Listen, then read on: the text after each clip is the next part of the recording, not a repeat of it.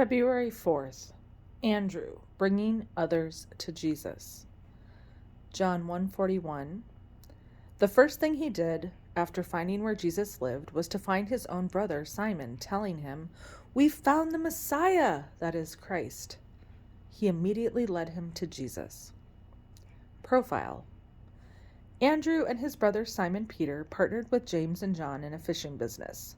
He was first a disciple of John the Baptist, who he heard introduce Jesus as the Lamb of God. He, along with another disciple, likely John, followed Jesus to his residence and was convinced he had found the Messiah. He then found his brother Simon and led him to Jesus. The two brothers returned to their fishing business, but between 6 months and a year later, they, along with James and John, were invited by Jesus to become fishers of men. They immediately abandoned their nets. Next, we meet Andrew at the feeding of the 5,000.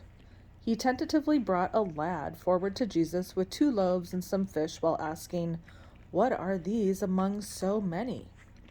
He then saw what seemed inadequate can in the Lord's hands be made into oversufficiency.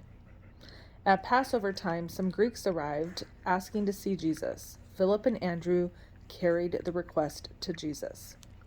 Lessons. When Andrew is mentioned, he is usually bringing people to Christ. Simon the lad with the loaves and the Greeks. Can you point someone to Christ? Though Andrew was first called and is always listed as among the first 4 in all the apostolic lists, noticeable prominence was given to the 3, Peter, James, and John.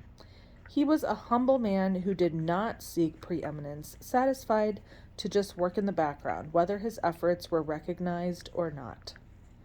Elevate Christ, not self or religion.